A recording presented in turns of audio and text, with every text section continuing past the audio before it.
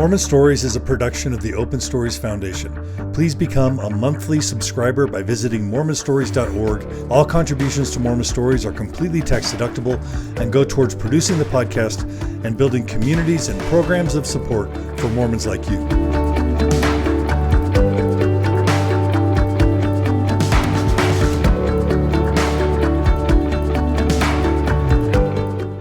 Hello, everyone, and welcome back to part 3 or 4 or 5, depending on how the editors cut it up, of my interview with Lex de Azevedo.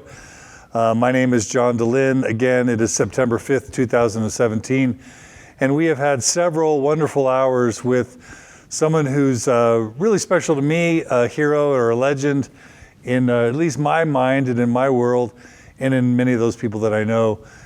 We've talked about Lex de Azevedo growing up. We've talked about his family, his career in the recording industry, and then we talked for a considerable amount of time about Saturday's Warrior and how it means much more to me than it does to him. No, I'm just kidding. But the role that it's kind of played in Mormonism, and it was just a delightful journey down memory lane for me, and hopefully it was for you guys as well.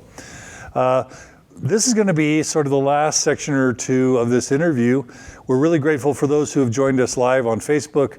Hope you guys are enjoying getting this live streamed. We're also grateful for our studio audience, for those who are still here listening. But Lex, now I would like to turn to kind of, back to your personal story a little bit. And before we dive into the story about your family, and that's going to lead to sort of where your life's gone since then. And then we're going to end by talking maybe about the church a little bit and where it is today. In terms of the reaction to Saturday's Warrior, were you ever to what extent did you become involved in the operations of the church? Did the general authorities reach out to you? Did they want a piece of Saturday's Warrior? Did they appreciate it? Did they like it? Did they value it? Did they not value it? And then you start Embryo Records, this entire label, and you're starting to create all this music. You became a central piece of Mormon popular culture and art. And did you ever have communications with the church or with church leaders about your role in the broader culture? I have, but I have never sought approval, or I have never sought endorsement or support in any way from the church for anything I've ever done. I just never felt that was the role of the church, and I didn't think it would be proper for them to do that.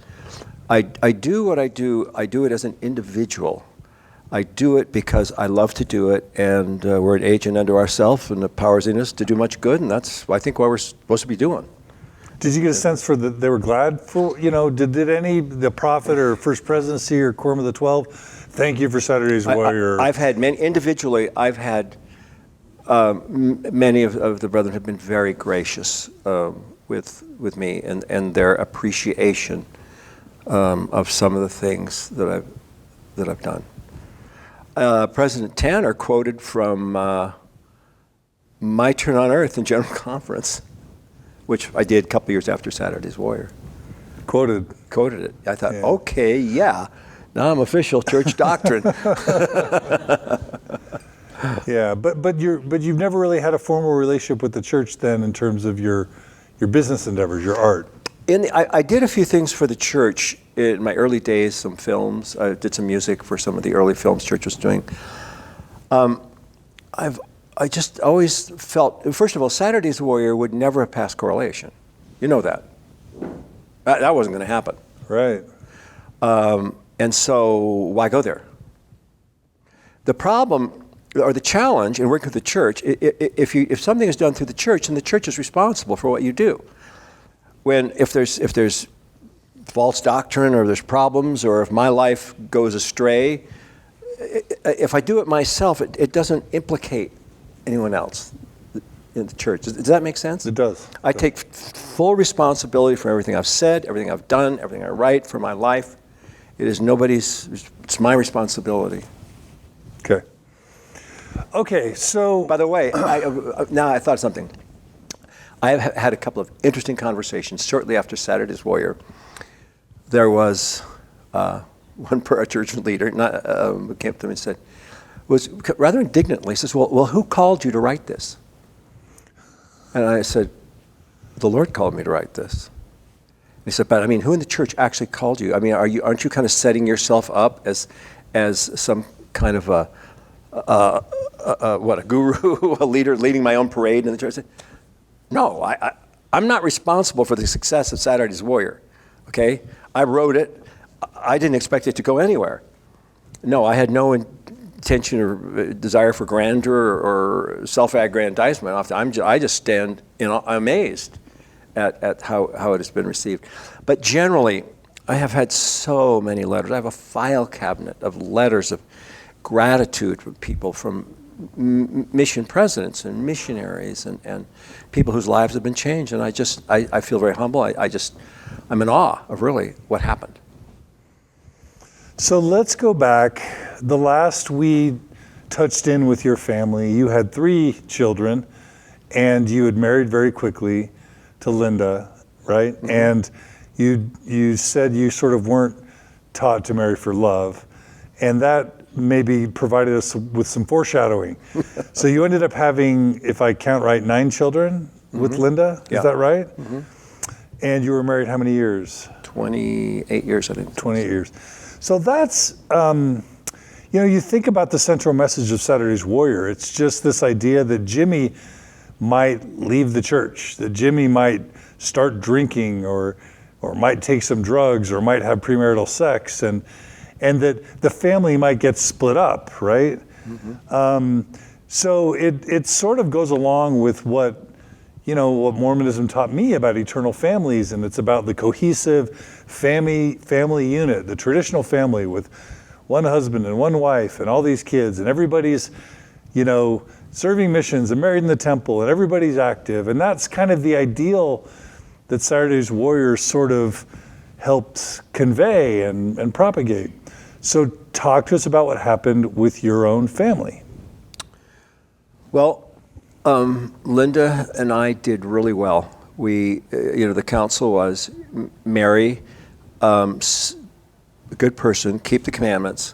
This was in our time. It's not the counsel today. Have a lot of babies, and any 2 people that are, the closer you draw to Christ, are capable of loving each other. And there's certainly a lot of good counsel in that. And Linda and I worked very hard, and I served as a bishop twice during our marriage. As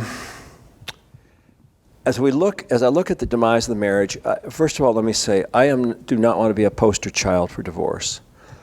I do not believe in divorce. I was taught never to divorce, and I thought I would never divorce. And I've often wondered, could it have gone a different way? And I will go to my grave asking that question.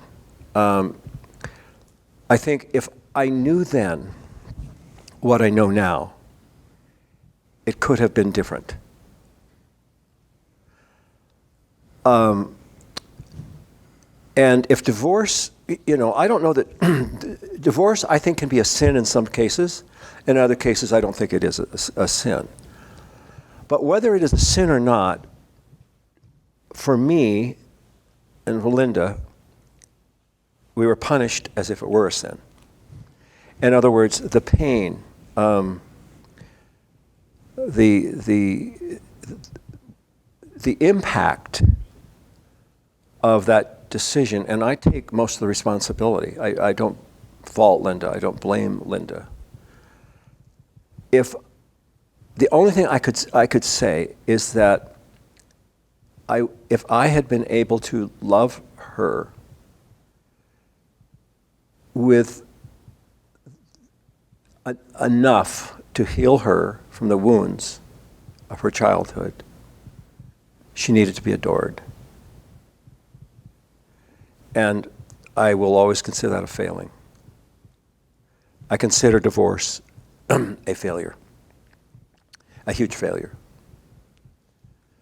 So I don't know that there's anything to be gained by going into any more detail. Sometimes people say, well, why?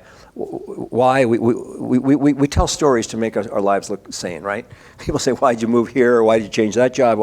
We tell stories that make, okay, yeah, I'm coming off relatively sane here.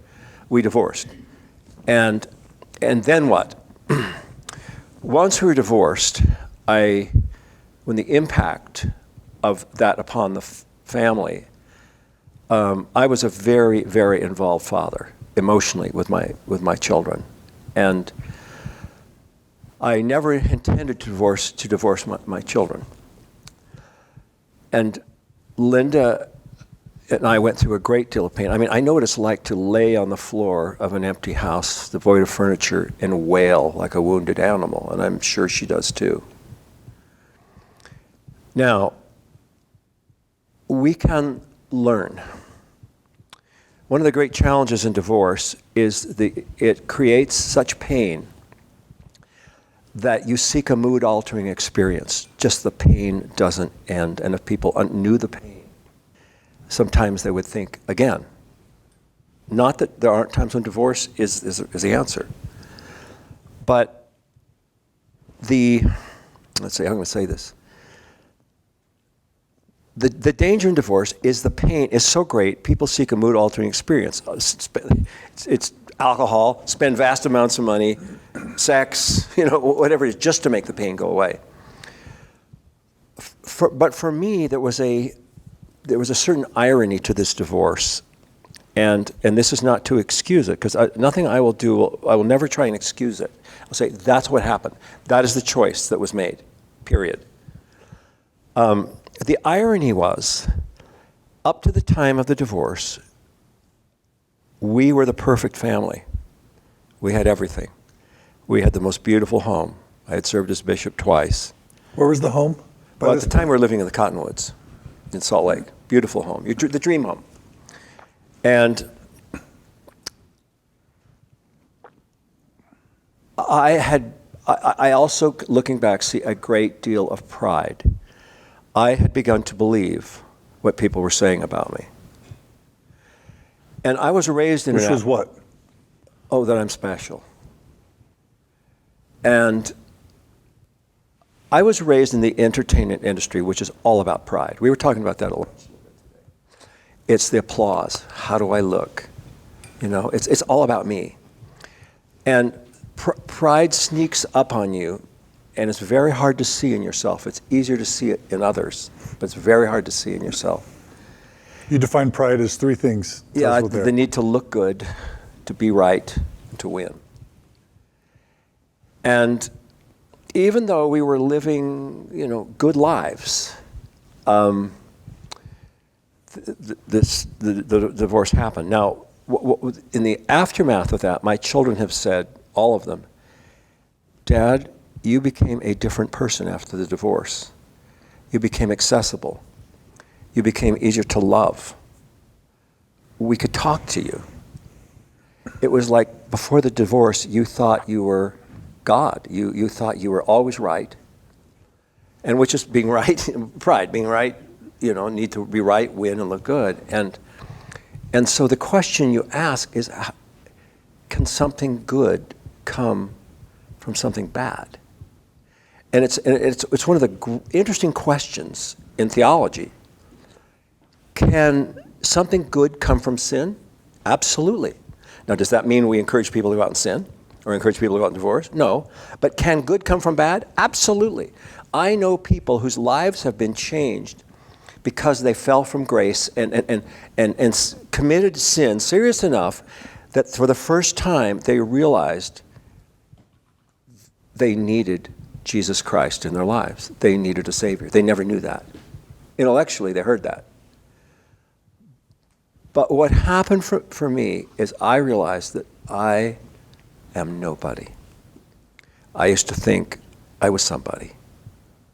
And after the divorce, I realized that I was the most ordinary person in the world, more ordinary than anybody I knew. And I was nobody to stand up hold myself up as a model for anybody, that I was nothing. And I say that real. I mean that. When I say nothing, nobody's nothing. We're all, children of God. But I realized, I saw myself, and I saw life differently, and I opened up and learned to love. And so out of that has come some very interesting growth. Then the other question you asked, was it necessary to put your family through that? I could say, wow, that's great, I grew from that. But what about the other people? Where does that leave them?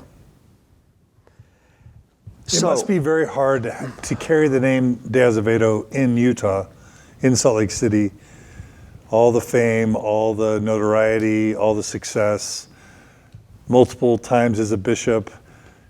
In many ways, people joining the church or staying strong in the church because of that de Azevedo name. And then all of a sudden the family, and again, the musical representing the core messages of family about the church.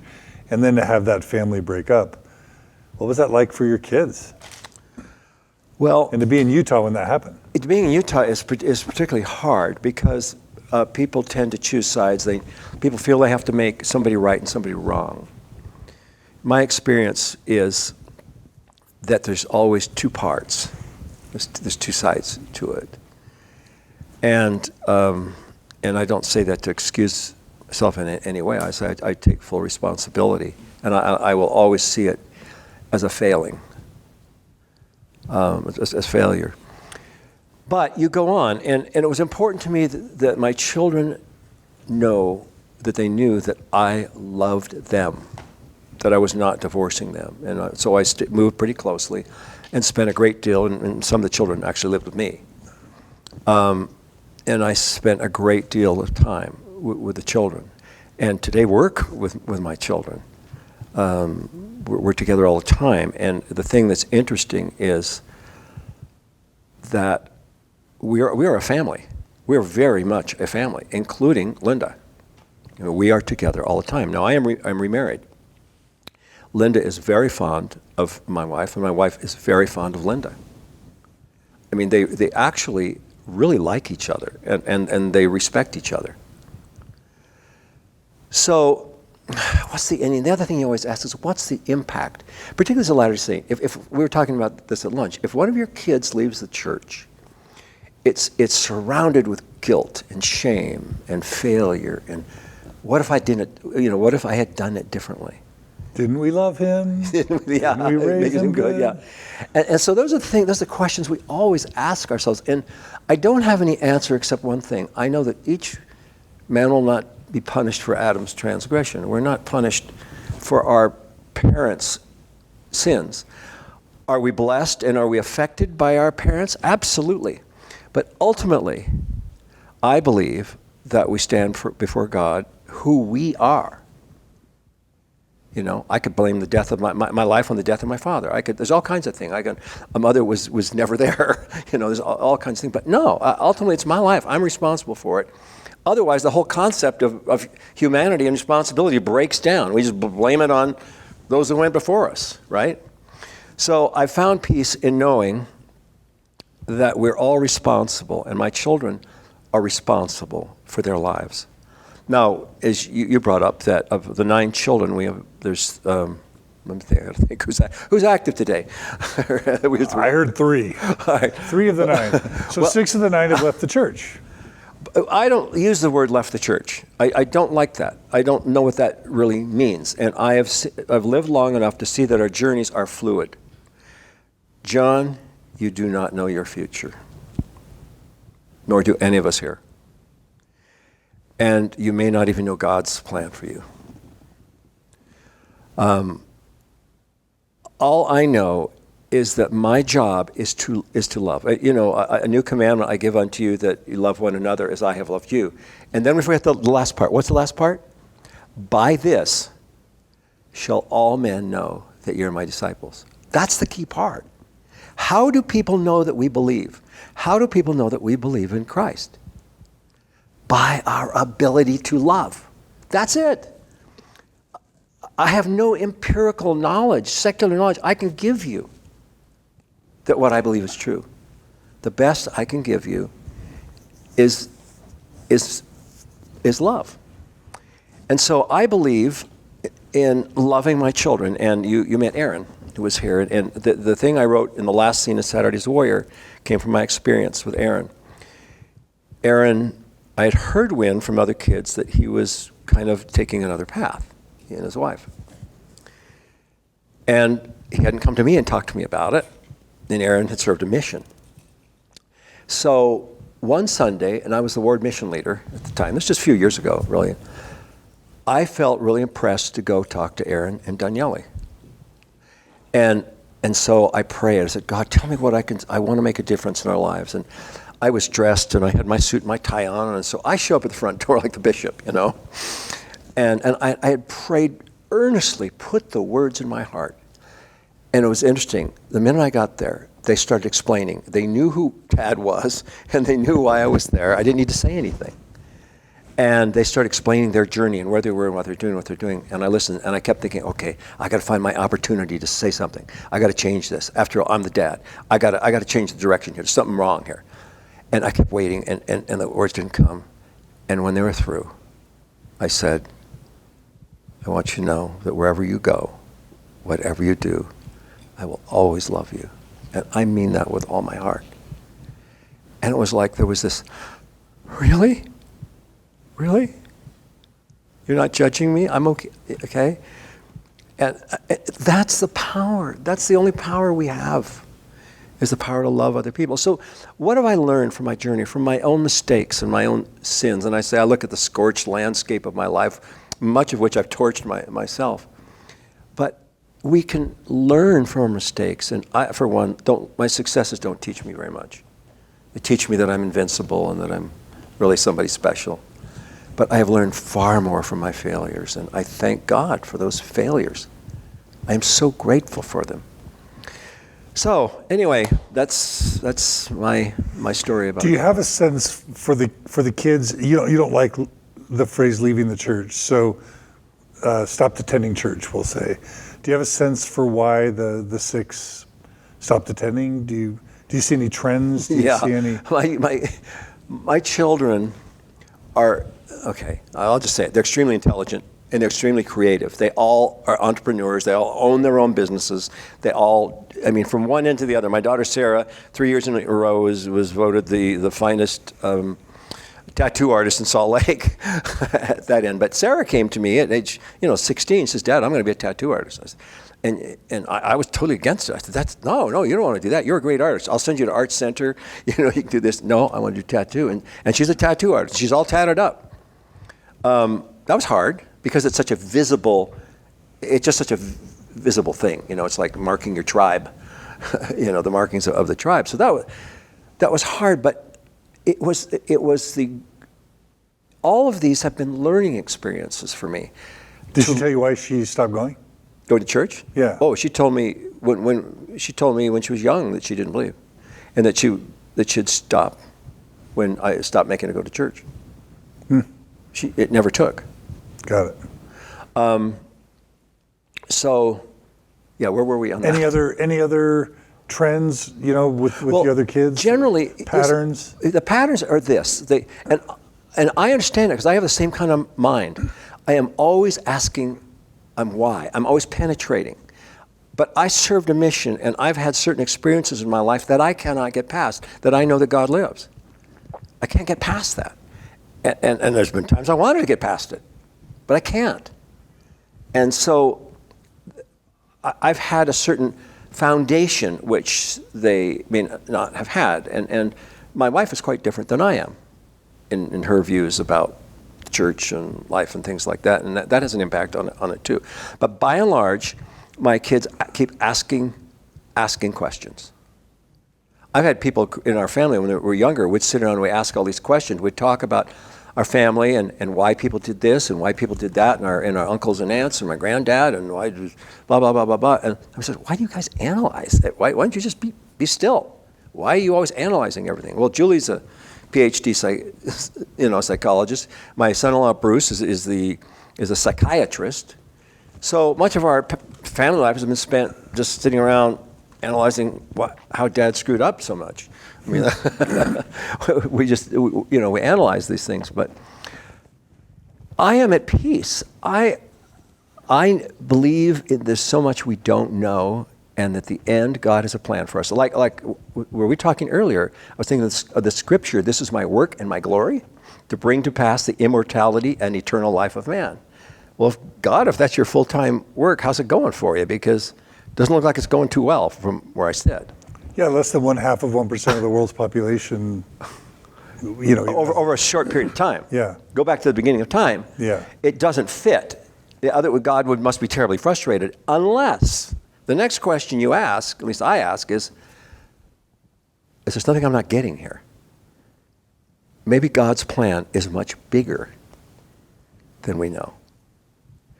And I have had reason to believe that it is.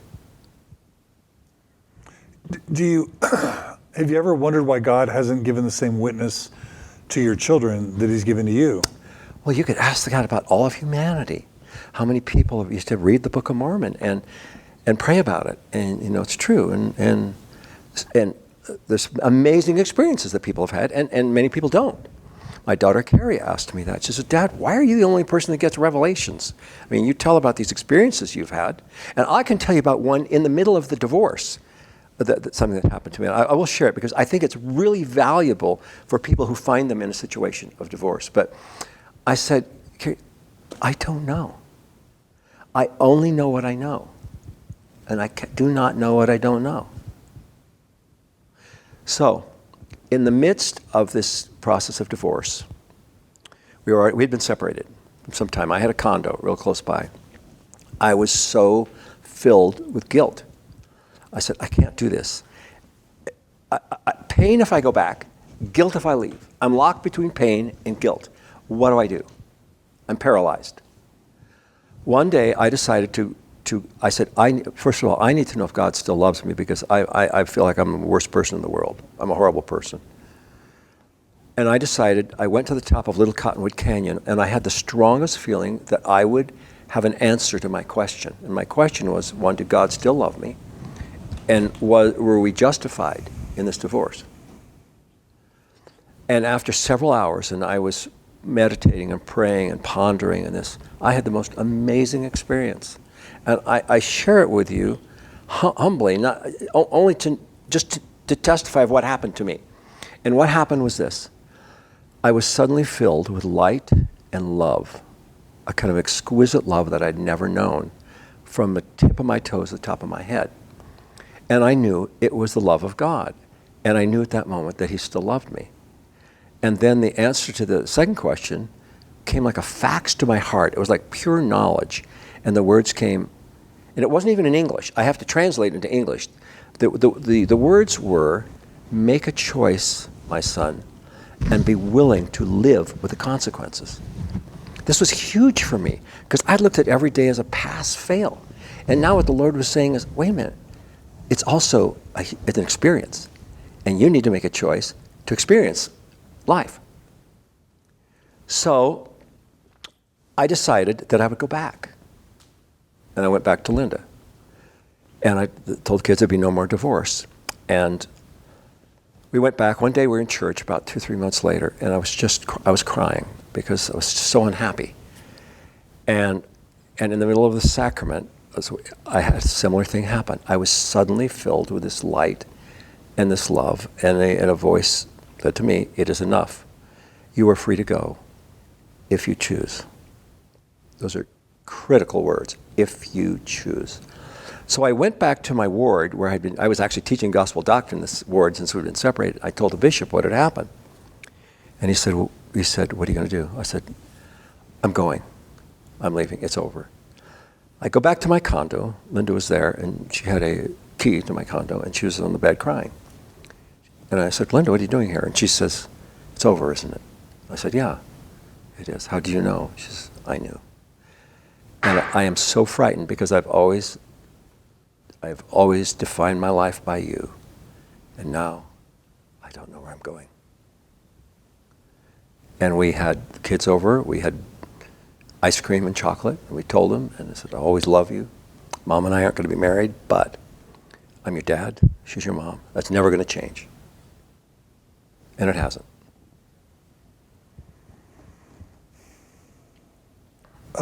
super briefly, when I was living in Seattle, I met Michelle Wolfenbarger, who I think was the daughter of a second wife. Is that right? So you had a second marriage in between. Right. Is that right? Mm-hmm. Okay. Was that a brief? Yeah. Well, I married pretty quickly. I thought that it would be wise to model a healthy marriage. And without saying too much, I'll say that the children were the issue. Yeah. I was not willing to divorce my children. Yeah, that happens. Yeah, And we started a company together, and they didn't want her working in the company, and they didn't ever really accept her, and that ended. Okay. So how long was that marriage? It was 10 years. Okay. And you've been married 10 years with your current wife. What's your wife's name? Rose. Rose. Okay. Okay. So that's a beautiful message of adversity and life not going the way you wanted, but learning and growing. And I'm kind of jealous that you keep getting these revelations. And a lot of us don't, right? Do you have any way to explain that? How else can you explain that but you're favored by God, right? No, I don't believe that. I believe... Because we'd like that I believe kind of revelation. That we're granted the desires of our heart. And those that know me, I've had people come up and say, we don't get it, Lex. You're divorced twice? This doesn't make sense. We know who you are. This doesn't happen to people like you. And I've had that in many occasions. And the desires of my heart, in spite of my failings, have always been good. I desire deeply to please God and do the right thing. I also have a deep faith that all things are possible with God, I believe He answers prayers. I believe in miracles. I absolutely do. And so I seek them. And I've made horrible mistakes in my life. I'm not an example. Don't ever hold me up as an example. I'm nobody. But I'm still going. And I believe in God. And I believe the answer. And if I knew now what I knew then, John, it could have been different. Sure. But I didn't. So you learn as you go. Yeah. So you mentioned reading Fawn Brody's book early on in your life. And I'm imagining that sort of the Mormon Internet over the past 10, 15 years, the church essays that have come out, all the different matters of historical, evidence and questions about the Church of Truth claims. I'm guessing none of that stuff is really new to you, or that stuff you've been grappling with or have worked through for decades. Is that fair to say? Well, yeah, I was kind of surprised that it seemed new to a lot of people. Yeah. I knew about John G. Lee was my great grandfather. So I studied Mountain. Yeah, I studied Juanita. I read Juanita Brooks' books, and I read Fawn Brody's books, and I've looked at other things. So what has happened, I think, is that the huge growth of the church that occurred during the late 20th century and really recently, and in missionary work, I don't mean to make light of it, but it's kind of an elevator pitch. You don't have much time.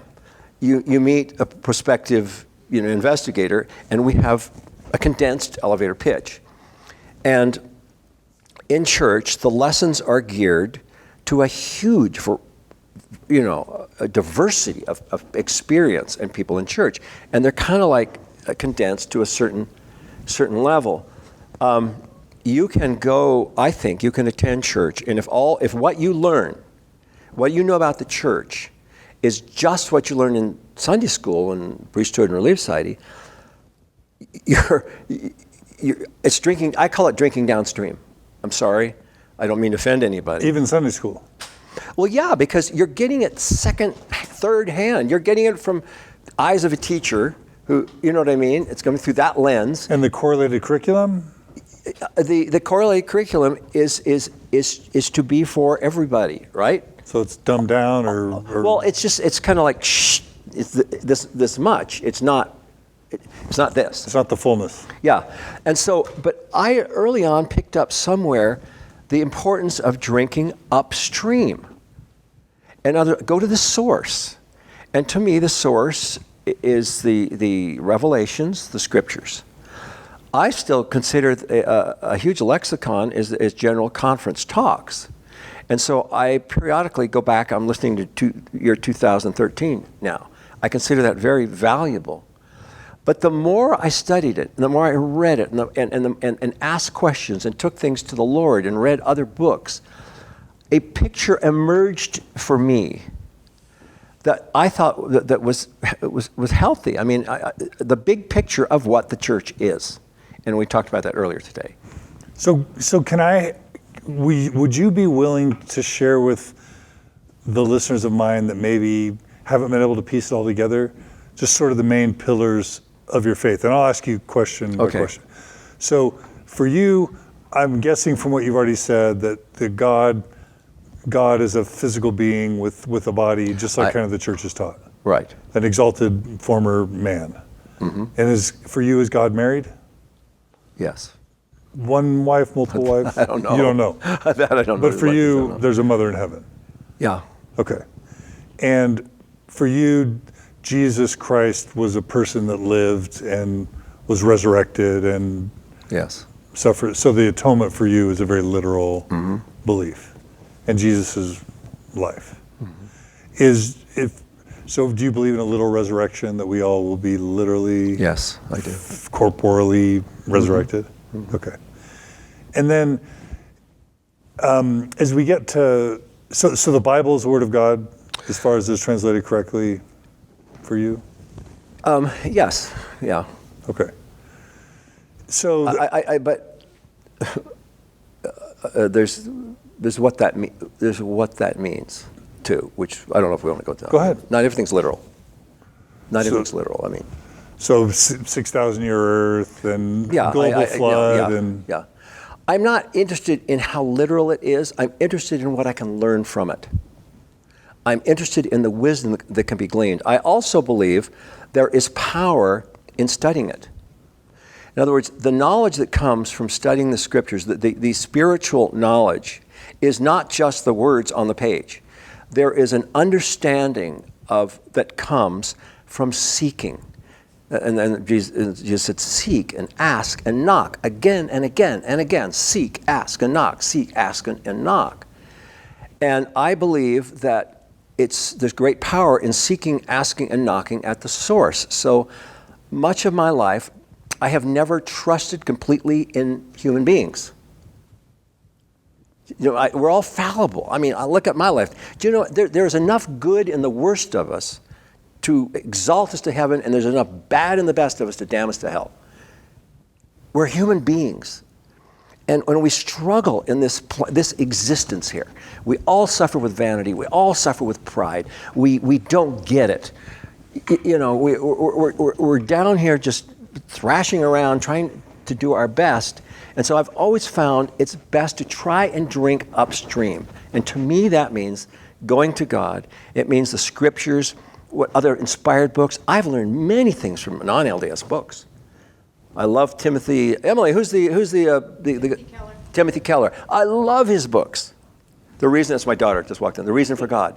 Loved his books. I remember one thing in his books so powerful. He says, a friend of his says, I cannot believe in a God who allows such suffering. How can you believe in a God that allows this suffering? And he says, okay, let's see what you're saying. Because your puny little brain cannot penetrate the depths of infinity and find a reason for suffering, you assume there is none. What arrogance. How arrogant is man?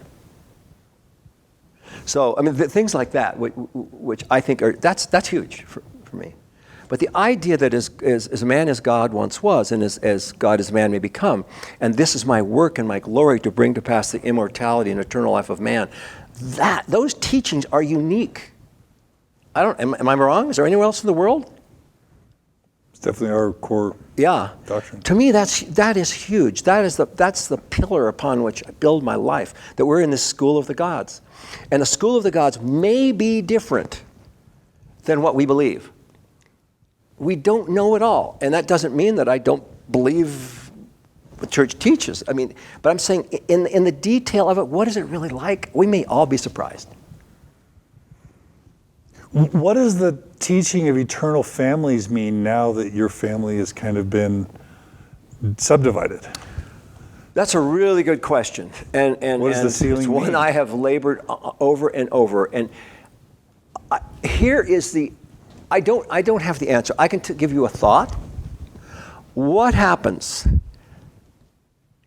if a man is worthy of higher glory than a woman, and they stay married? What happens? Don't know. Yeah. So what happens if somebody in a family, the idea, families can be together forever, but the idea that they always will be, I don't know what that means, because we're also saved as individuals. I don't believe we're saved as families. I believe we're saved as individuals, ultimately. Now, there is only one family, and that's the family of man. That's the big family. It's not like I'm going to live with all my kids in the family room in heaven. Right, because if you're with your kids and they're with their kids, and you're with your parents and they're with their parents. Think it through. It's a big table. Yeah, it's a big table. It's one big family. And according to our doctrine, some may not be at the table. And they may be sealed in the temple. But there is a fairly recent doctrine that has emerged that was not there in my early days, is that your children will be returned. They will come back if they're sealed in the temple. Whether that's official doctrine or not, I don't know, but it's been taught. And that's a fairly new change. I don't know if that's to comfort people because of the number of children and spouses. We have the same divorce rate as non-Mormons. Yeah. So I don't, but it may be different than we think, John, but I believe it is there. I believe there's a purpose to our life, and I see this as a school of the gods, and the school of the gods is a school of love. That's what we're here to learn. It's all about how we treat other people. You mentioned at the very beginning that when I said that this is the true church or this is the one true church, you would like to see that expunged from our vocabulary, or did you say something to that effect? Well, I said a couple of months ago in the gospel doctrine class, they were talking about the only true church. And I raised my hand and I said, I don't know if anybody else feels this way, but if I could strike any words from our current vocabulary, it would be those. But isn't that our core? Isn't that core that the priesthood was restored, that we're the only ones with the keys, that our ordinances are the only ones that count, and that our church is led by God? That's different than the words "the only true church" in the way I see them. Tease those apart. So, is this God's one and only true church? To say it is the only true church is not. It's divisive. It's not helpful. I can see in a 19th century legalistic mind, if you read the writings of Joseph Smith and Brigham Young, it was kind of a legalistic religious thing. It was almost like legal briefs, like they could prove things, like that. But to our mind today, language changes. I don't know how the only true church is helpful. I don't know how it's helpful to the members. And I'm not sure what it means. 2 and 2 equals 4. That's true. I can hang my hat on that. But in an institution filled with human beings that's evolving, that's growing, and we believe new doctrine will be added, and some will be discarded. We know there have been doctrines that have been discarded. So the only true doesn't work for me as a phrase. Now, do I believe in the keys? Yes. Yes. Do I believe in So a Catholic baptism doesn't count? Or a Baptist baptism or a Methodist baptism in your mind? I believe, rather than say it doesn't count, all these things will be worked out. All these things will be worked out with God. And what we do on earth, I think things are different than we think they are. That's all I can say. I don't have answers to that. There's infinite questions that we can ask a question like that. And things that have been taught in the past, and things that people believe differently, regardless of. Now we believe differently. We live in a different world. And you could probably find different apostles that would interpret things differently. Absolutely, and I've had conversations with many people. That's not what's important. Actually, all right, I'll make a statement. I'll say, we all belong to our own church. Everybody does. Everybody perceives God in their own way. Even if you're full-on Mormon, if you're to really get down to the details of what is God like, what's his personality like? Is he harsh? Is he loving? Do you know what I mean? We all see the church differently. And so What's it really like at the end? I don't know. But I do believe that this is a marvelous experience we have in the school of the gods. How have you made peace with what you know about Joseph Smith's life? I mean, obviously we all heard about the good stuff, but if you've read, there's a lot of troubling stuff in there. Mm-hmm. Yes. Well, first of all, some of it, the jury is out for me. Okay? It's just out.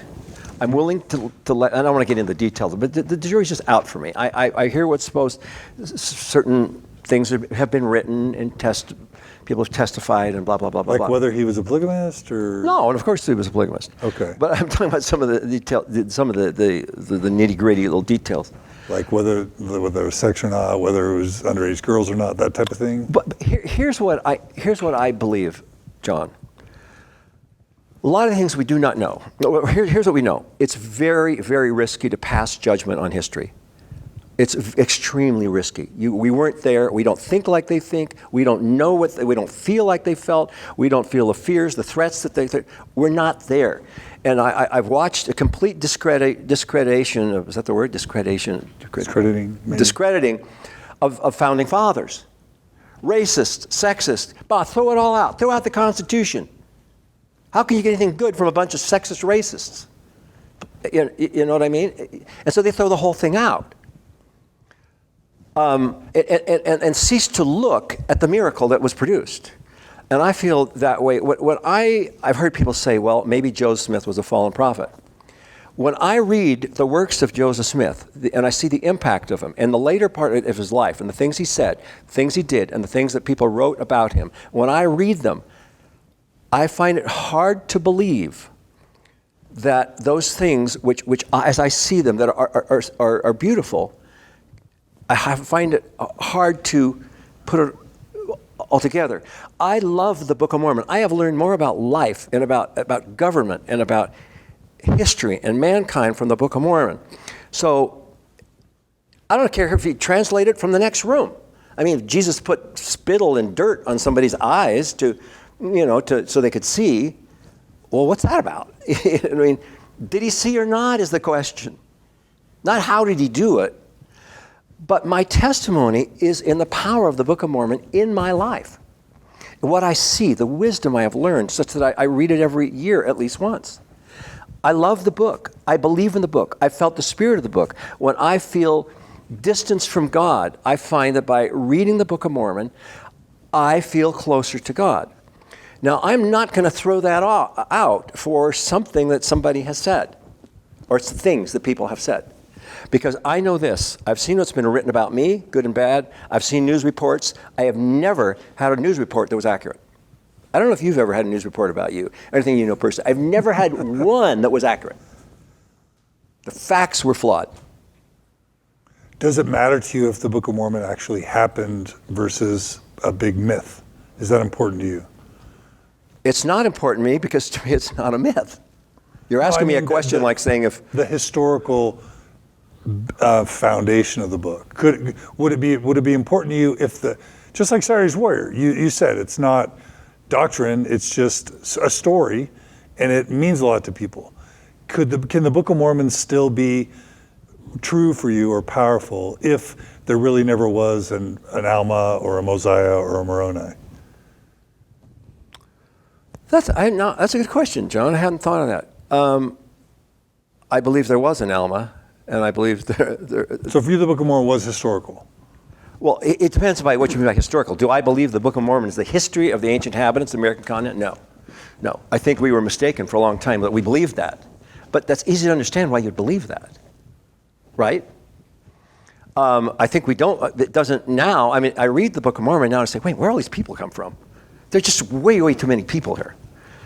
It doesn't add up that this is the history of no, it's not. It could have been a very small history. So you're more of a limited geography kind of guy? Geography is not to me what the Book of Mormon is about. No, I'm just saying, You believe the Book of Mormon happened in a very small, restricted I think, I don't know how it happened, but I want to meet Moroni, Captain Moroni. I want to meet him. I love his story. And I love what I've learned from that. I love, when I think about Mormon and Moroni and witnessing the end of a great civilization, I weep. I feel it. And how it has changed my life, I cannot deny. I think I said to you, there have been times I wish I could get past it. It would be a lot easier to get past it. Then I could do what I want, right? We can get past this, then we can do what we want in life. There's great reason to want to get past it. There's great motivation in pointing out the flaws. And yet, I come back face to face with this daily. In my later years, I have learned to go to God and find peace. And when I say peace, I mean to feel his love. I've learned that if we want it bad enough, we can find the peace of God, the peace that passeth all understanding, that in the midst of chaos of your life, in the midst of fears, that you can find this peace and this love of God. And I found it to be the most valuable thing in life. Peace trumps everything. It trumps knowledge. It trumps excitement. Nothing measures up to being at peace and having no fear. And that is what I get from God, is I can go to him and I can find his love to the point where I can go, oh man, I'm so grateful for everything I have. And I've had that experience with the Book of Mormon. I am converted to the Book of Mormon, not how it came about or didn't come about. I am converted to what I have learned, that it has borne fruit in my life. And I said earlier, I am a walking miracle of the Church of Jesus Christ of Latter-day Saints. I would not be who I am today if it weren't for that. I wouldn't be close to it. That sound like I bore my testimony? That was powerful. Real quick, the horses in the steel, the anachronisms, that would show that the book was an act of fiction. How do you make sense of those? That there were no horses? Yeah, because the horses, the Spaniards brought them over long after the Yeah, I time heard of the that. Book of Mormon. And the steel, I've heard that too. Okay, so I don't know if Joseph Smith, I don't know if it was real steel or not. I mean, it doesn't matter to me whether it was actually steel or, you know what I mean? We interpret it literally. You asked me in the scriptures. I don't know to what extent the scriptures are literal, any of them. What I am interested in the scriptures is feeling the Spirit of God in my life and learning. That's what they are there for me. I will let people much smarter than me figure out those kind of details. All I know is the power that I've received in my life from those sources. And from the general authorities, too. Do I agree with everything? Not necessarily, but it doesn't matter. Because those things they're small things. They'll be worked out. They're difference in style, difference of way you say things. It's not required that general authorities be perfect. It's not required that we agree with every little thing. I think we ought to cut them the same slack that I want you to cut me. I want you to forgive me for my mistakes. And I want to be remembered for the good I've done, not the bad. And if you'll do that with me, I'll do that with you. let's talk about, I interviewed someone the other day that quoted this philosopher named Alain de Botton. And Alain de Botton said, and he's an atheist, he said, the least interesting question I've ever heard about religion, and I'm paraphrasing, is whether or not it's true. You know, his point is all about what good comes from it, is the interesting question. And I'm sensing that for you, it's about the fruits, right? It's about the fruits of what it's done in your life. To me, that seems like, obviously from where I'm coming from, it's a very, very shallow question. Right, whether it's true. No, his statement is shallow. If that's the least interesting question to him, that seems so shallow to me. Isn't that what you're saying, though? Well, maybe I'm not understanding what you're saying. Say that again. He's saying it's the least. I see what you're saying. Is how to prove that it's true? Yeah. Oh, I thought you were saying the least interesting question is whether religion is true or not. No, I think the most important question is whether there's a God or not, or whether religion is true. I think that's an important question. But aren't you kind of saying the Book of Mormon is true because of not because there's any evidence to back it up, but because it has borne positive fruit in your life? and steels or DNA or horses, ancient civilizations, who knows, the Spirit's borne witness to you, and so that's the power of the book in your life. That's the evidence. That's the evidence. Yeah, it's the evidence. Let me put it this way, the greatest evidence. You know, if it says Jesus was born at Jerusalem, please, come on. Don't bring that up as an excuse to discredit the Book of Mormon. Are we in Salt Lake or are we in Midvale? We're in downtown Midvale. So what? We could say we're in Salt Lake. I mean, those aren't valid things. But the DNA and the DNA just, and I've heard some interesting rebuttals on that too, and I don't know the answer because I have learned that enough facts can be assembled to prove any side of any issue. Right, and so for you, it's not really about the facts. It's about the. It is about the facts, but it's positive influence that it's born in your life. Yeah, well, the power of it is that's right. where you see that what people have to understand is that we throw words around like testimony, we throw words around like faith and things like that. We live in a secular world today, and people do not value that experience. Just saying that makes you, in the eyes of many, less than somebody who values secular scientific knowledge. Okay? And how do we know you're not completely wrong? How do you know you're not completely wrong? A scientist. Yeah. Right. How do you know that the only thing that really matters is this non-secular knowledge? How do you know that we are not surrounded by spiritual beings here? The unborn, the good spirits and bad spirits. How do you know that? How do you know that this could be so much different than what we think?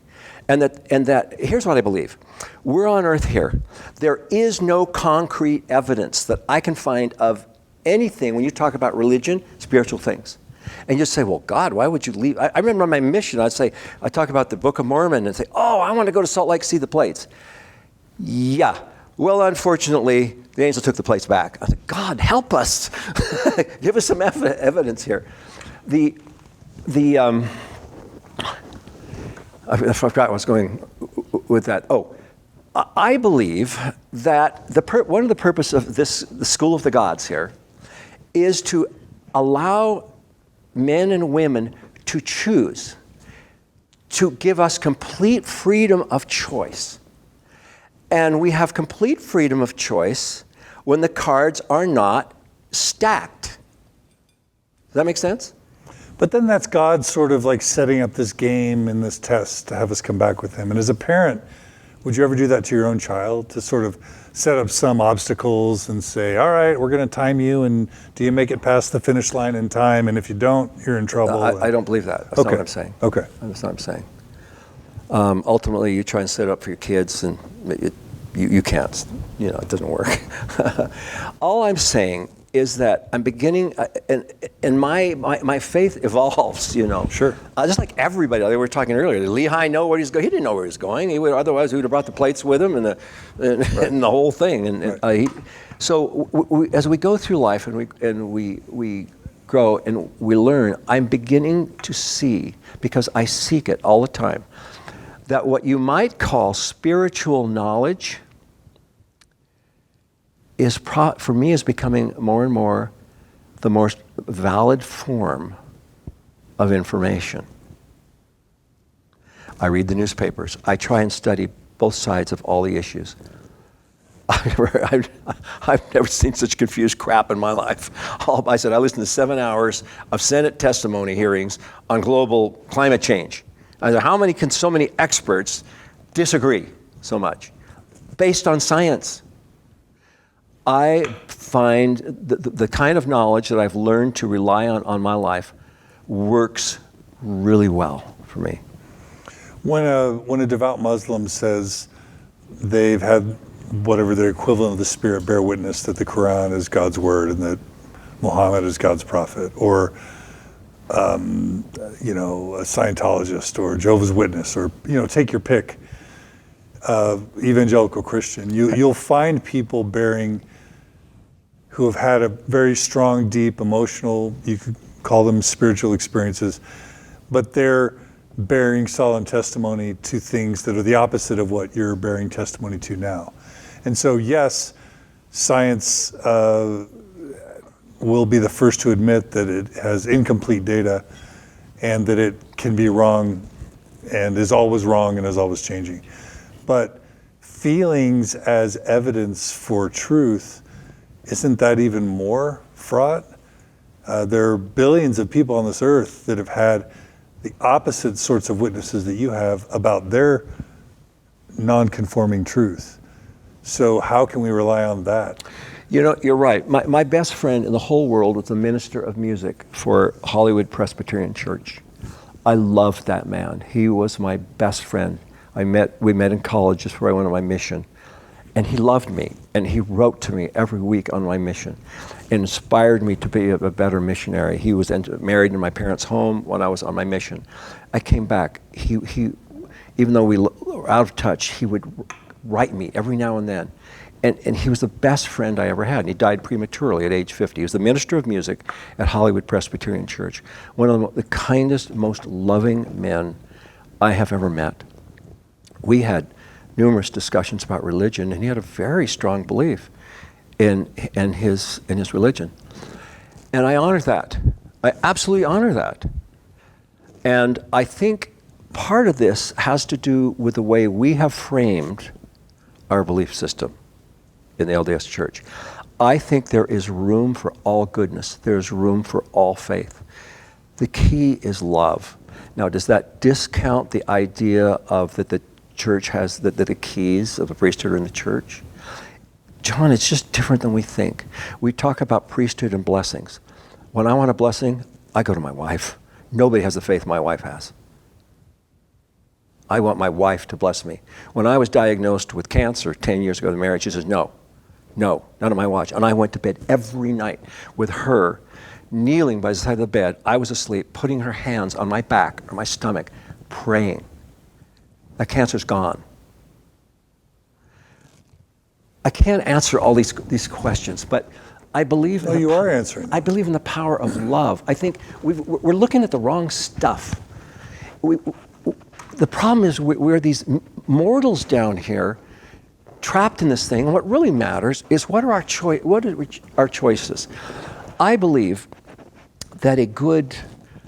By the way, I read the Quran twice last year. I don't know if anybody here's read the Quran. I read it twice because I gotta know where this is coming from.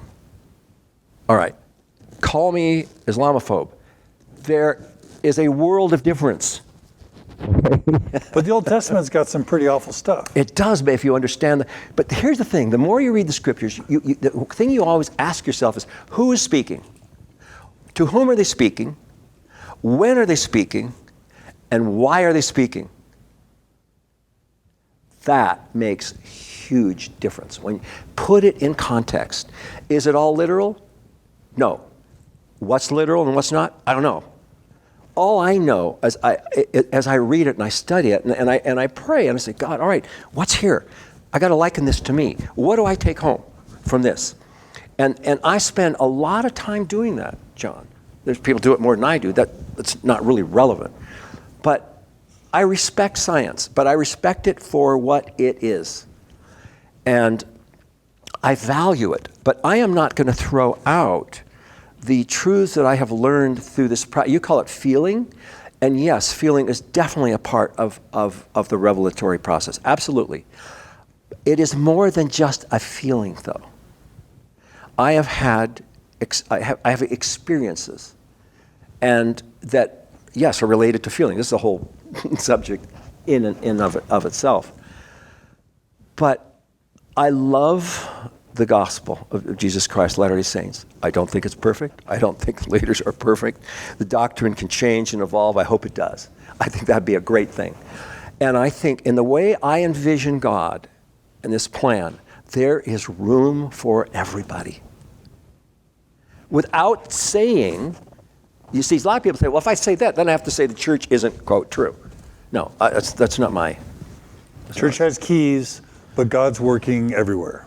Absolutely. Otherwise, we'd say God is the most, like we said, if this is my working with glory to bring to pass immortality and eternal life of man, and if that means everybody has to be a Mormon, you'd say, well, how's that going for you, God? Right. So it's a much bigger, expansive plan than any of us could understand. Yeah. Anyone who's like, it's all about being Mormon and checking off the Mormon boxes. You're saying it's a much bigger thing.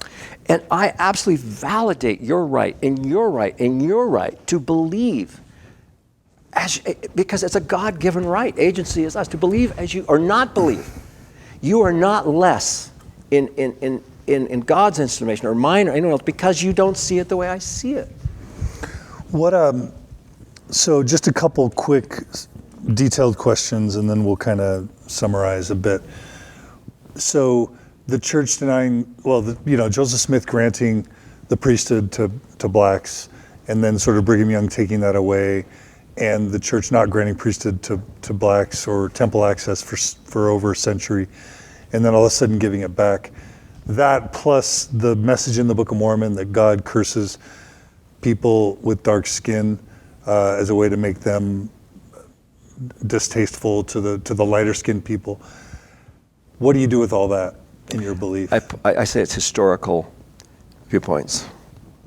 A lot of it's historical viewpoints. So the denial of the priesthood was a mistake, or all right. So I was in the thick of that. I was in Brazil. You know what the biggest problem was? Brazil. Yeah.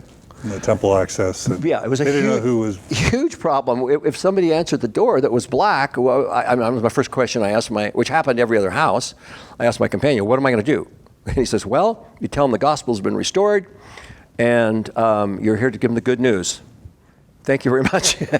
And so I thought, and I really wrestled with this, particularly when I did my genealogy, and I found out that in my family tree, there's a very, very good possibility that my great-grandmother on my father's side, if you can't get your genealogy out of Brazil, you assume you have African lineage. I went to the mission president. I told him, I said, President, I think you need to send me home. And he says, why is that? So I've just done my genealogy, and I think I have the lineage of Cain. He says, Azevedo, get back to work. So here's another way. I don't know, John. I don't know the answer to that. I don't have a strong testimony that was right or that was wrong. It could be a mistake. But I put it in context, and here's what I see. It's 10:30 in the morning. God says, it's your turn to go to earth, John. I'll see you back at 2:15. Don't mess up. How big is that pain? How big is that pain? In other words, we look at our lives as if we don't see the big picture. We're only here for a blink of an eye. You're just here for a flash. These things that are so important to us. We talked today about sexism and racism and this and this and this, and we go on and on and on. People, come on. Get on with your lives. We're here for a blink of an eye. Learn how to love. Learn how to love. Get on with it.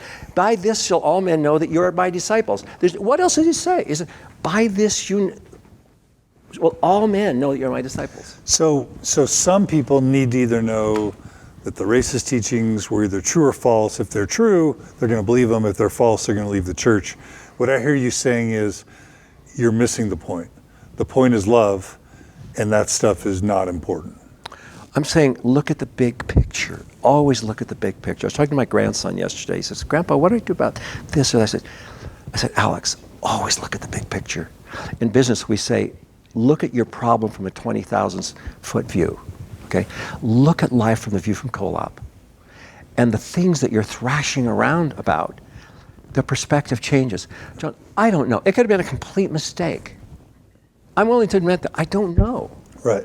But the end, if his life is a blink of an eye, and God is going to right all wrongs and dry every tear, and that is forever, and this is the dream here. This is just the dream, the blink of an eye dream. This isn't even real. You don't know that this is what this life is. We don't know anything about it. But be willing to acknowledge the big picture and stop thrashing around with the little details. Excuse me, if I sound strong, it's because it's the way I am. Doesn't mean I think. No. I mean, and this takes us to another question that we talked about a bit at lunch. When the church came out with its policy in November of 2015, saying that if two, gay Mormons decided that they wanted to consummate their love in marriage, that all of a sudden became an act of apostasy from the perspective of the church, and that if they were to have children who wanted to be members of the church, they were not wanted or welcome to be members. And they shouldn't even, bother trying to advance through the ranks of Mormonism. how do you deal with that? Is that just, that's... There's two, no, I think those are good questions. I do. And I think I see two questions there. The problem with marriage, and one of the things I do not understand what went behind brother, I do not pretend to know the brethren's thinking on the proposition. What was it in California? Prop 8. Prop 8. I don't. But I wouldn't have put up the sign. Am I a believing Latter-day Saint? Yes. But I wouldn't, because I see it differently. The problem with marriage is get the government out of marriage, and you eliminate half the problem. I don't care who you marry. You have a right to marry who or whatever you want. And in Islam, they have 4. In China, they used to be able to still have multiple wives. And in the United States, people have serial marriages, or they have serial affairs. I mean, it is, I think it should be a contract. But the government should be out of the business of deciding who gets married. Remember, when the church went into the wilderness, so to speak, we kind of lived our own law. It was a church thing. I think it should. Many people have chosen not to get married. They go to Hawaii and get on top of a volcano and they marry each other. The problem for me is government's involvement in it. Okay. Because there was the fear that the government's going to come back against the church for certain, because they don't espouse homosexual certain practices. So that's one thing. Get the government out of it, and I think you can solve a lot of our problems today. The other thing on apostasy and children, that's a tough one. That is a tough one, and it could go two ways. What you have is prophets saying that God views 2 men getting married as evil. Well, I guess according to the scriptures, you could find evidence for that thinking. What has happened is the world has changed, and God hasn't changed with the world the way the world would like. God would like the world to be on casters, like a sofa, and change for the world. And that's the big crisis we face today. The faith crisis, at the core of much of the faith crisis, is that the world is changing. We have become in my lifetime, the United States has become a secular country. A country, the only nation that says, in God we trust on the coin. The only nation that says, endowed by their creator with certain inalienable rights. Now, Christianity is on the defense. So what's changed here? And so this has created crises, huge crises, faith crises, family crises. Yes, our society is in crisis. And in some ways, we're like in a free fall. We don't know black from white. We don't know white from black. We don't know right from wrong. If you're concerned about controlling immigration, you're Islamophobe. We refuse to call evil evil. I'm sorry, cutting off people's heads is evil. Training little children. But Nephi did it. Right. He did it. In that case, he was commanded by God. And what if that's true? Is that different than wanton cutting off of heads? Nephi said, he didn't want to do it. And in his situation, he was placed in a role where he felt he had to do that. They tried to get the plate some other way, and they wouldn't get them. But I know that we won't resolve this, but I know that those devout Muslims, we can assume at least a number of them, do so because they claim to have had the same type of burning in the bosom that you claim to have, and that's their motivation. And that's where it gets tricky. So much of what you're saying is so appealing to my Mormon brain, and you're relying so much on the epistemology of sort of spiritual experience, which is emotion and feeling at its core. And that's how all religions justify good and bad, including us, including you. And that's the trick. I don't justify, when you say bad, Mountain Meadows Massacre, I don't justify that. It's bad. You don't do that. You don't kill people. Can we call bad bad? But Nephi.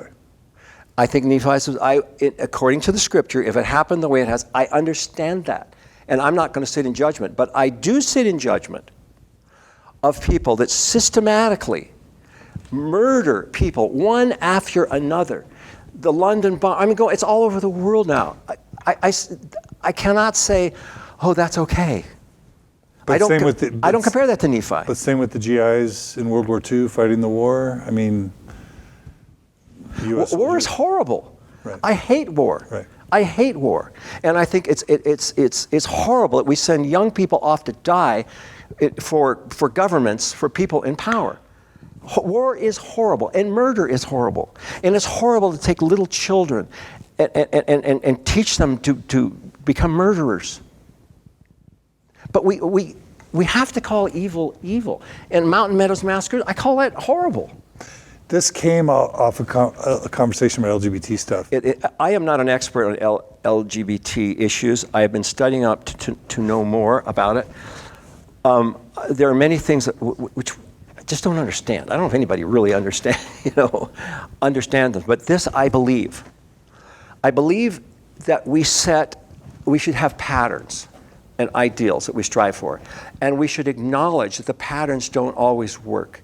And we should have great love and understanding for those that don't fit the pattern. Now, if you go back to homosexuality, my brother's gay, and so this has been a huge issue in our family. And he went through even the BYU shock therapy and all kinds of things. So we have a history in this part, but not in the transgender. I could go back to the Declaration of Independence, that all men are created equal. Well, they're not created equal. In the United States, we had slavery, okay? It was an ideal, not a reality. And we have ideals. If you take it, what if everybody did it? Let's take that as an example. What if everybody did it? What if everybody was gay? There would be no society. You wouldn't be here. So the pattern is a man and a woman. That's a pattern. Now, if that doesn't work, for some people, either genetic reason or whatever the reasons are, I don't know. But we have an admonition to love everybody. It is, and I say, here's what's hard for people to understand. You can believe in the pattern. You say, well, if you believe in the pattern, it's hate for everyone else. No, you can believe in a pattern that God has given us and still love people that don't fall in the pattern. And I don't have to throw out the pattern to accept a gay brother. But how do we know if God accepts, same-sex love or rejects it? How do we know? Are you comfortable saying God condemns same-sex love or views it as sinful? Or John, I don't know. You don't know? No, but I know that God loves us. Is it possible the brethren have this wrong? Specifically, what wrong? It's opposition to same-sex marriage, but also it's condemnation of same-sex love as being evil or sinful, or perversion. I haven't read when you say same-sex love. You know what sex? You would call it homosexuality. I'll call it same-sex love, just because. Well, there's no sin in being in same-sex attraction. I don't think that's a sin. I'm saying two committed gay men loving each other and having sexual. I'm going to leave that up to God. I know what the scriptures say. They talk about sodomy, okay? And so I know what the scriptures say. I don't have the answer to that, but I know that God loves all of us, and he loves them, and we're under a admonition to love everybody, even those that oppose us. And that's what Jesus said, love your enemies. And not saying they're enemies, but it is possible to hold up a standard, a pattern, and love those that don't follow the pattern. What about the church excommunicating people who, so for example, a gay man, excommunicating him for engaging in same-sex sexual behavior, I have been in numerous disciplinary councils.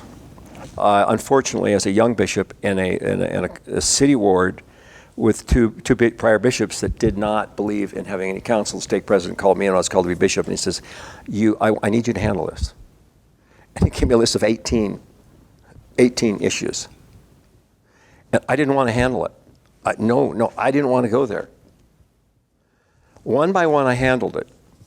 It was the hardest thing I've ever done and the most inspirational thing I have ever done. Everyone is unique, and you do not know what's going on in that situation. You do not know. But when they talk about courts of love, there's two things in this world. There's love and there's fear. For you, if you have fear, there's no love, because fear and love are opposites. And perfect love casts out all fear. They're opposites. Somebody comes in really fearful, they're not going to feel any love at all. Just like when you're in a fearful state in your life, you don't feel love. You feel abandoned, you feel alone, and you feel vulnerable. when you're in a state of fear. Human beings vacillate between fear and love. I have found them, in my situation, to have been loving situations where we drew near to the people and that they understood. Only 2-3 situations where I felt really bad. And I understood why I felt bad, because the person was not in a position to want to even hear, be in this situation, and might have been better if they not come in. I am very familiar with disciplinary courts, and my experience is that they have been a blessing in people's lives. Now, if you don't believe in the church, let it go. Doesn't matter. Whether you withdraw your name. See, whether you withdraw your name or you're excommunicated, my personal belief is certain behavior, you withdraw yourself. See, what is sin? To me, sin is that behavior and thoughts that isolate us from the eternal within us. They isolate us from the eternal within our brothers and sisters. They isolate us from God. So in a way, we excommunicate ourselves. And excommunication generally is simply acknowledging what has taken place. And I don't like people, the church leaders are required to be protective. They don't say that generally, they protect the person who's in there. It's in the court. They're not supposed to say, but the person can go out and say whatever they want. But that hasn't been my experience. Could it happen? Could they be unkind? Yeah, because we're all humans. But for you, you've experienced disciplinary counsels for the most part to be loving, I can say that experience. Unequivocally, John. Really. Okay. And I can understand totally how people think they're not. It makes complete sense. Right. Yeah. Well, On that high note, this is heavy stuff. Yeah. So when you think about when Saturday's Warrior was created, there we go. We haven't even talked. All roads lead to Saturday. It doesn't matter where I go. All roads lead. We to haven't even Saturday's talked Warrior. about pop music and morality yet. But when you please don't. when you look at both Saturday's Warrior and pop music and morality, and kind of what Mormonism was doing in the 70s and 80s, it was sort of growing. It was kind of skyrocketing. Mm-hmm. It almost seemed to be exponential growth. Yeah. And the mission numbers, I served a mission in the 80s, and the numbers were crazy, right? Oh, and Brazil just went ballistic. They went from 2 missions to like 18 missions in a few years. And there were even predictions that the church's growth would be exponential. But something has happened in the past 10 or 15 years. The church's growth has slowed. We're probably down, to less than 1% growth a year. And we're definitely declining as a church, as a percentage of the world's population. We're actually decreasing as a percentage of the world's population. The world is growing faster than Mormons, active Mormons. The inactivity rates are super high. There's probably 5 million active Mormons in the world. And over 2/3 of the churches, people who've been baptized in the church have left it or no longer attend. So things are different. I don't know if it's Google, if it's podcasts, if it's the internet, if it's church history, if it's, as you say, the secularization of culture. There are all sorts of factors, but things in the church aren't quite as strong as they used to be. And I don't know if you would see the world as sort of all the evils that you feared in Saturday's Warrior and you feared in pop music and morality coming to fruition.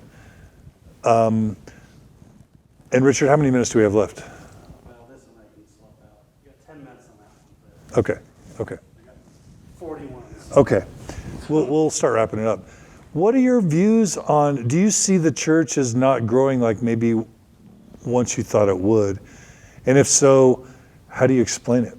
Right. So you said the church is not growing, a high percent of inactivity. What else did you say? I want to make sure. Yeah, just. Okay. Well, let me ask you a question. Slowing growth. Within 20 years, it'll be likely that the church will actually decline in membership versus grow. Let me ask you a question. Yeah. Is that a good thing or a bad thing? I don't know. I'm not so sure. I don't know if it's a good or bad thing. It could be a good thing. How? Well, I mean, or it could not mean anything at all. It simply, I can explain it in several ways. Not that I even feel I need to explain it, because it is what it is. The truth of the church is not measured by the members, how many members of the church, or even activity in the church. I mean, if the Church of Jesus Christ that he established was true, and that disappeared, so what does that mean? What does it mean? In the big picture, what does this mean? But Joseph didn't start this church to kind of fizzle out. He started it to sort of consume all nations. Well, I don't think it'll fizzle out. But we're making an assumption that the truthfulness, maybe, I don't want to put words in your mouth, the truthfulness of the gospel is somehow related to the membership, the size of the church. I don't know that that's true. I remember reading, I wish I could quote in the Book of Mormon towards the end, it says, as long as there is a small band of Christians, and those words stuck out to me. The power of the church has nothing to do with the size of the church. That might have been a misunderstanding that we live through in this huge growth, that we think it would just grow and grow and grow and fill the whole earth, like whose prophecy was it? Great. Daniel's prophecy. It was going to fill the earth. As far as we know, it's already filled the earth. You've got the internet. You're doing it. I mean, prophecy is only understood in hindsight. It's never understood in foresight. Why? The question I have is, why do I not care? Okay. That's my question. Why do I not care?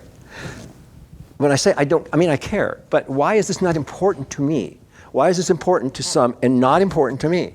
The size of the church has no bearing on my knowledge. Whether it was 3 members in the beginning, as far as we know, it's going to blossom again and get huge, or maybe it'll be snuffed down to a small point when the Christ will come. I don't know. But it's, for some reason, for me, that's not a question that I need to lay awake at night. So you are not concerned about the state of the church today? No. As a matter of fact, the growth of the church concerned me more.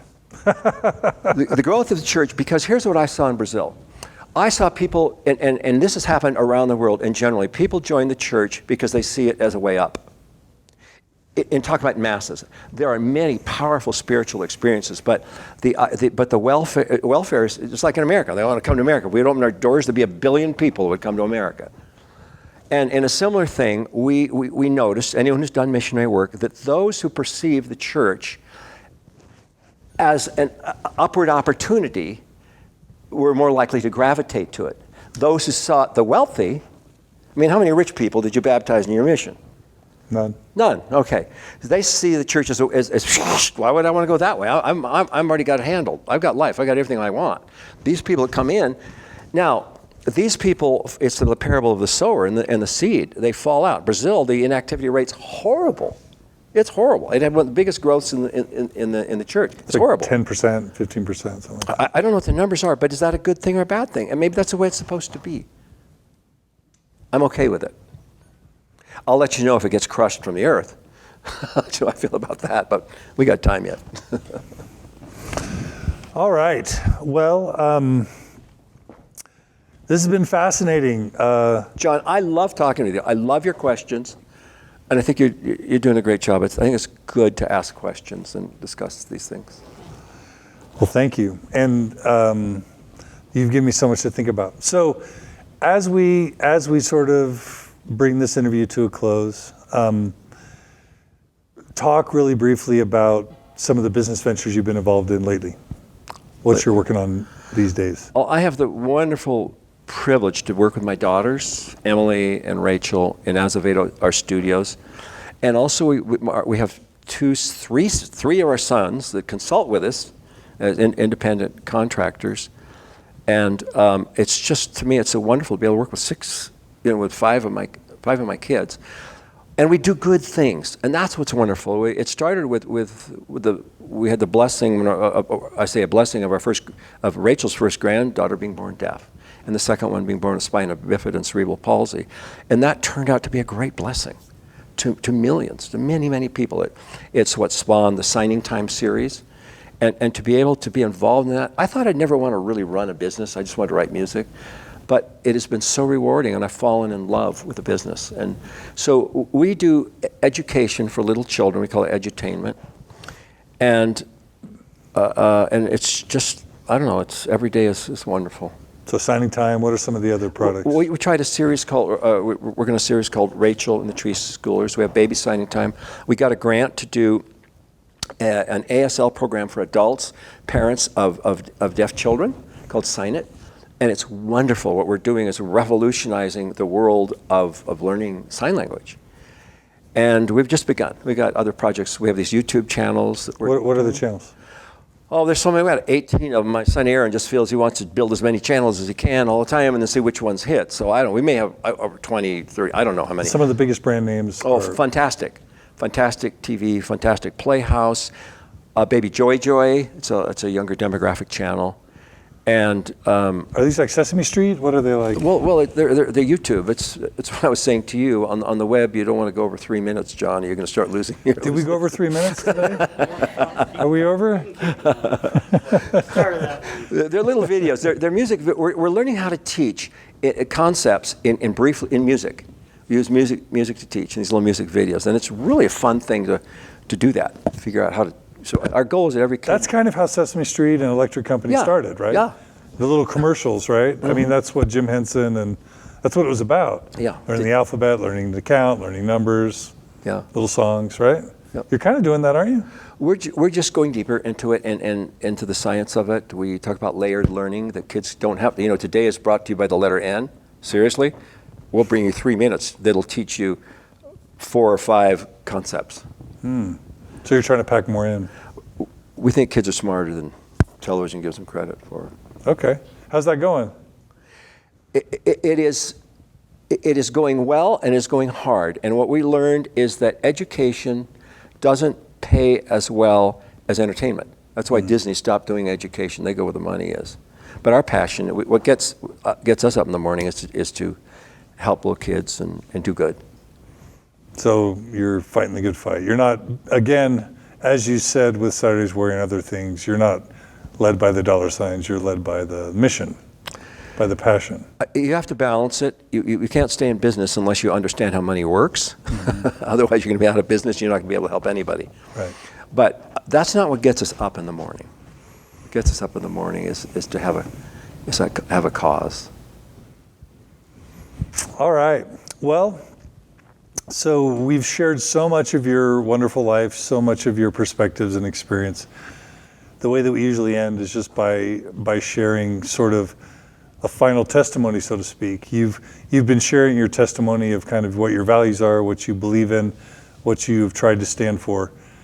If you were to leave our audience with some closing beliefs, sort of Lex de Azevedo's testimony in 2017, not necessarily even an LDS testimony per se, but if your grandkids or great-grandkids were going to listen to a minute or two of kind of what the main lessons you've learned from life and what life is about for you, will you give us those comments as kind of a closing statement?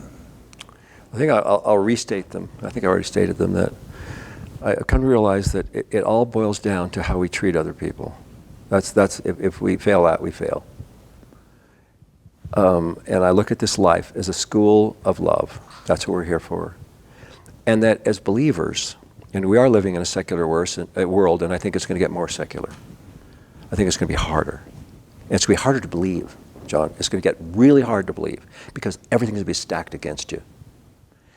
And part of the falling out I see is just that the only thing we can offer is that, by the new commandment I give unto you, that you love one another. By this shall all men know that you're my disciples, if you have love one for another.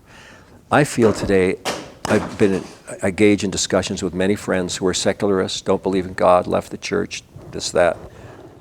And I say, they're not on trial. I'm on trial. All I have to offer of the evidence of what I believe is my ability to love those that disagree with me. I think that's it. It's so simple, and yet so hard. I don't think life is that hard. At this point, it was really hard getting through. I'm almost through it. I don't know how many years are ahead of me, but I know there's a lot fewer than was behind me.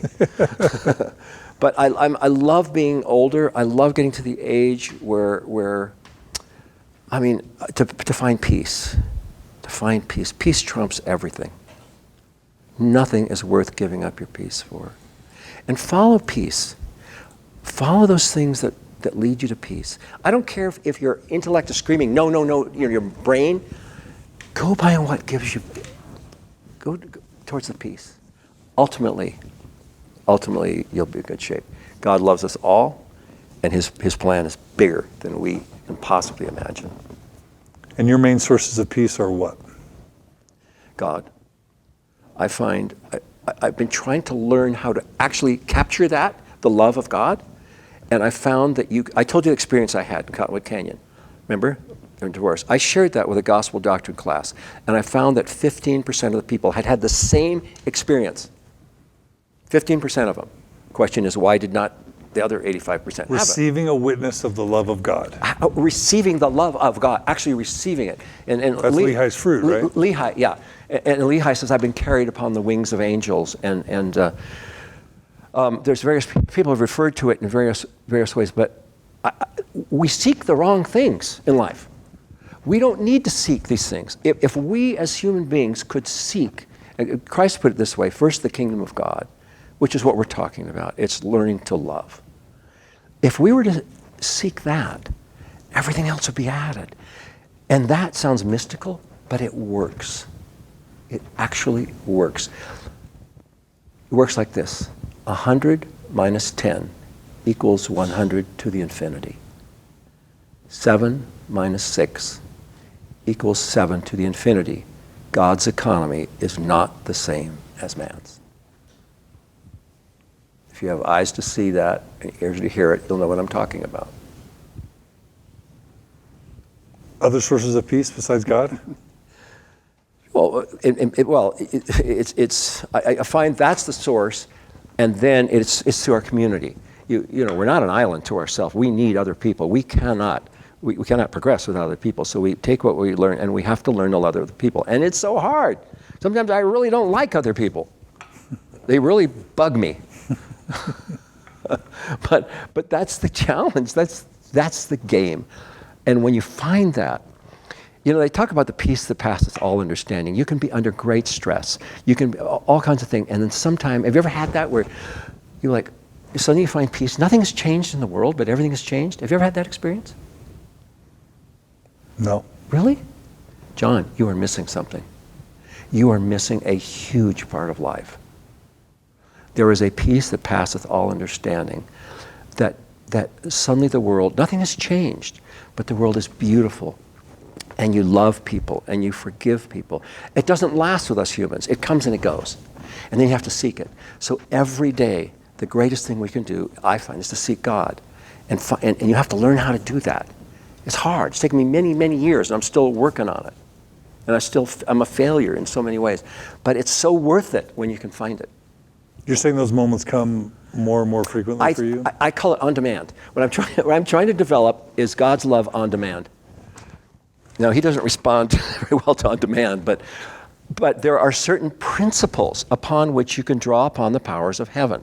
We don't spend enough time trying to understand the principles upon which we draw upon the powers of heaven. We're totally focused on muscling our way through life. And there's an easier way to do it. And I've done it the hard way all my life. I'm talking from a guy who's learned from experience. But it's worth mastering. It is worth mastering the intuitive knowledge, the knowledge of the Spirit. It is the most wonderful thing there is. And I don't know any other way to say it, but the only way I could show it is just that we can show it is to love people. And John, I actually, being here today, I have gained a renewed appreciation for what you're doing.